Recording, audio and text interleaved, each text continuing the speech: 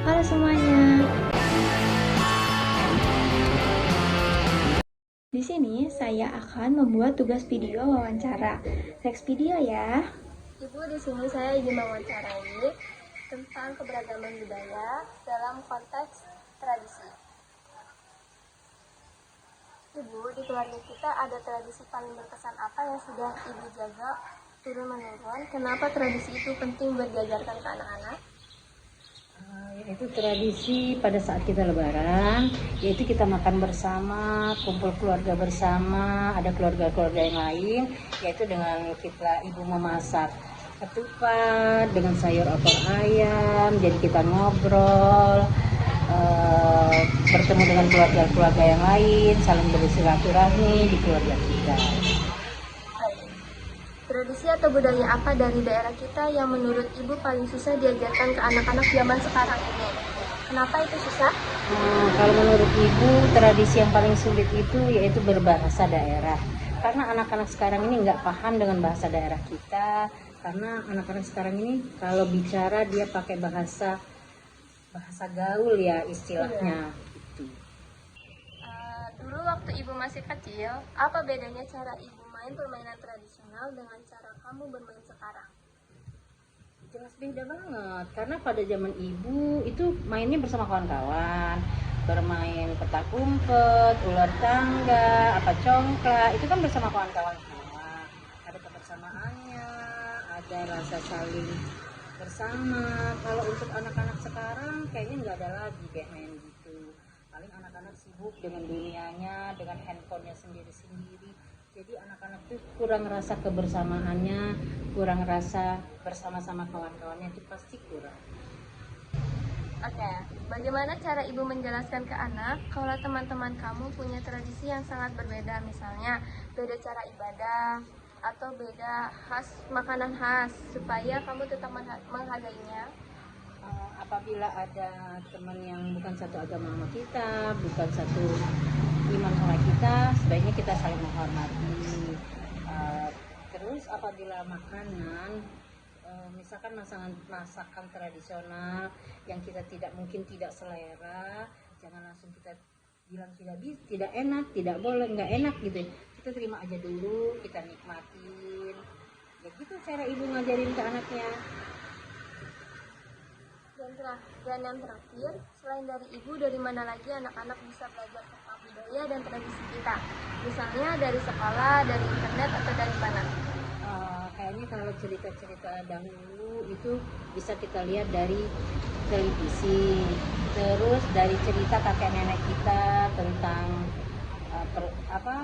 pejuang-pejuang dulu, cerita-cerita dulu, bisa juga dari sekolah, yaitu dari pelajaran sejarah atau ilmu pengetahuan sosial.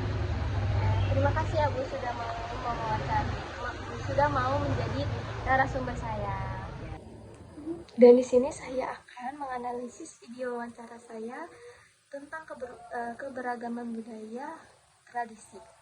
Yang pertama, ini sejalan dengan temuan penelitian bahwa peran keluarga sangat penting dalam penguatan karakter melalui kearifan lokalnya. Dan referensinya dari sini. Dan yang kedua, ini mendukung argumen bahwa globalisasi dan teknologi menjadi tantangan utama pelestarian budaya.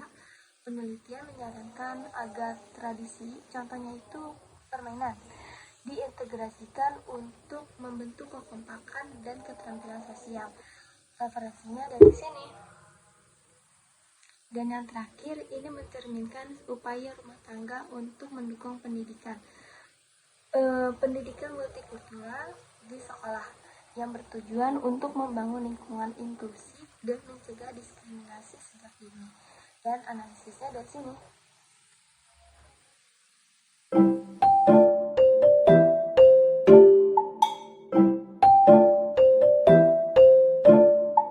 Bu, di sini saya izin mewawancarai ya.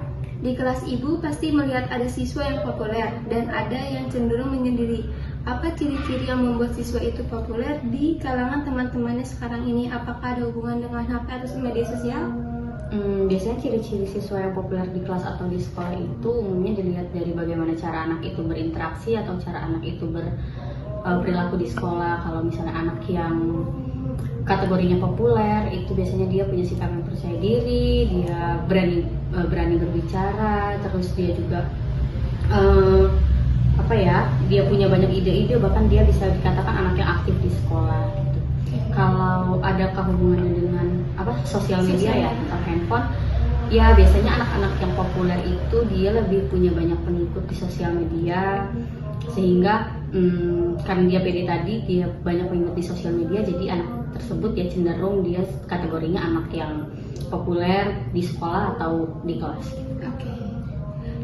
Pertanyaan kedua, ketika siswa berinteraksi di luar jam pelajaran, media sosial apa yang paling sering mereka bicarakan, dan apakah pembicara itu sering memicu konflik di sekolah? Kalau untuk saat ini yang banyak digunakan anak-anak itu TikTok dan WhatsApp. Kalau apakah menimbulkan konflik dari sosial media yang mereka pakai, tergantung dulu apa yang mereka buat konten, apa yang mereka bicarakan di WhatsApp gitu. Kalau memang itu kontennya, misal mereka upload di TikTok dan konten itu mengandung unsur sara atau mengandung hal-hal negatif atau bahkan hal-hal yang merugikan diri mereka sendiri, sekolah atau lingkungannya, sudah pasti itu jadi konflik. Begitu juga dengan WhatsApp. Di WhatsApp itu kan anak-anak bisa bebas share atau apa aja, apalagi sekarang tuh banyak anak-anak yang main saluran WhatsApp. Nah, dari saluran-saluran itu biasanya kan kalau mereka share-nya hal-hal yang negatif atau bahkan bisa dikatakan hal-hal yang tidak senonoh, ya udah pasti menimbulkan konflik. Oke. Sebagai guru, bagaimana Ibu mencoba memanfaatkan konten positif dari globalisasi, misalnya video pada edukasi dari luar, ke dalam proses mengajar di kelas?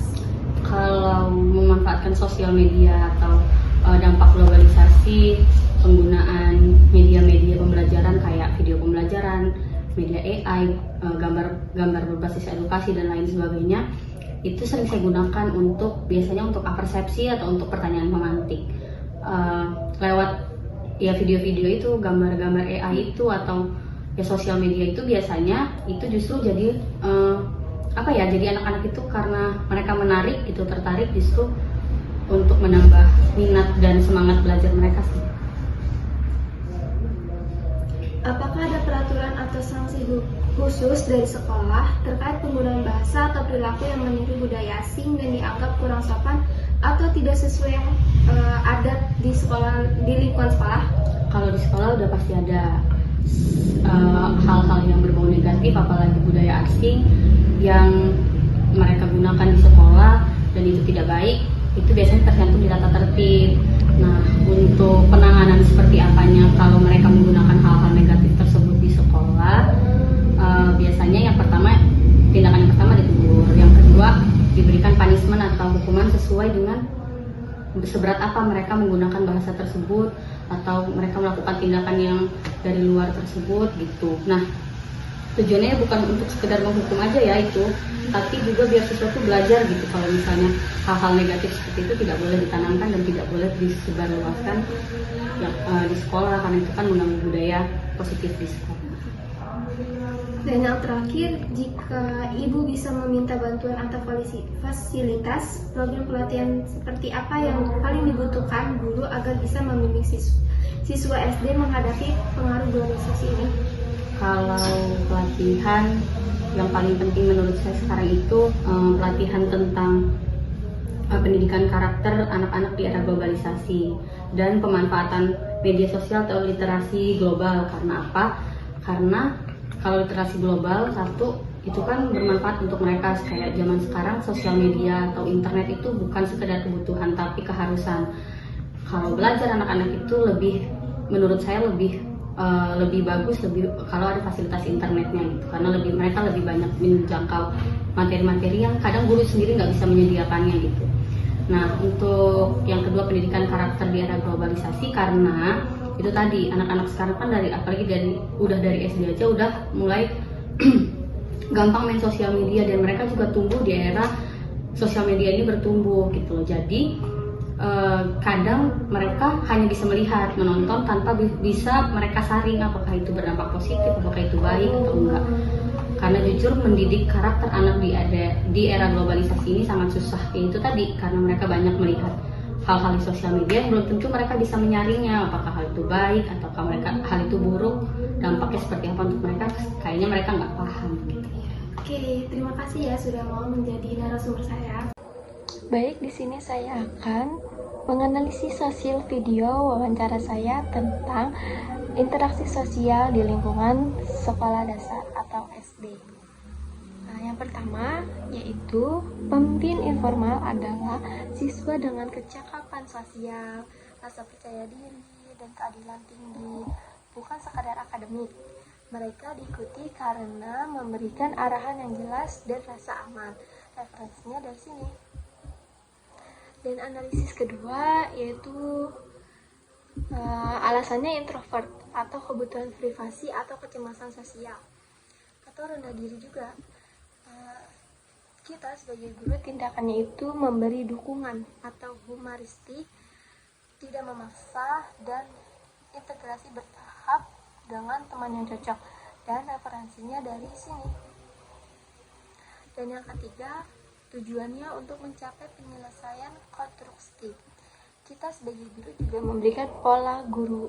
Contoh seperti kita beri penenang, kita nenangin dulu. Terus yang kedua, ambil tanggung jawabnya. Dan yang ketiganya itu pembelajaran sosial atau kolaborasi atau kompromi. Dan yang terakhirnya itu penyelesaiannya. Referensinya dari sini. Dan analisis keempat yaitu dominasi atau ketergantungan. Solusinya, guru harus memodelkan dan memastikan pembagian tugas yang adil berdasarkan kemampuan. Terus untuk melatih tanggung jawab dan mengurangi sifat egoisnya. Referensinya dari sini. Dan yang kelima, intinya itu empati, toleransi, dan revolusi konflik. Revolusi konflik konstruktif. Cara memastikannya itu kita rutin menggunakan pembelajaran kolaboratif dan simulasi role playing di kelas. Referensinya dari sini. Terima kasih ya sudah menonton video wawancara saya. Sampai jumpa lagi.